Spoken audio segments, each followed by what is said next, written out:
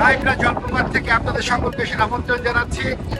দেখছেন যে একটি নদী এবং দুটি লেক থেকে অসংখ্য জলরাশি এখানে এসে আশ্রয় পড়ছে।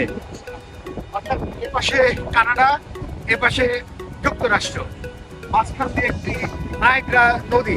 এই নদীর পানি এসে এই লেকে আশ্রয় পড়ছে এবং এই আশ্রয় পড়া পানির উৎস হচ্ছে তিনটি, একটি নায়গ্রা নদী আর দুইটি হচ্ছে লেক।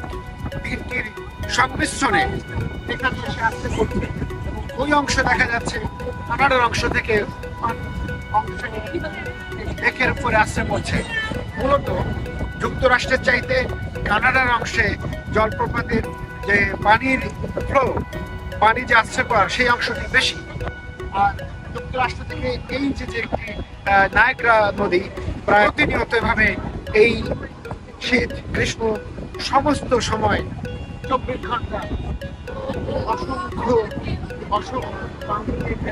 আশ্রয় পড়ছে। একটি অপরূপ দৃশ্য, নয়নাভিরাম নৈসর্গিক এই দৃশ্য।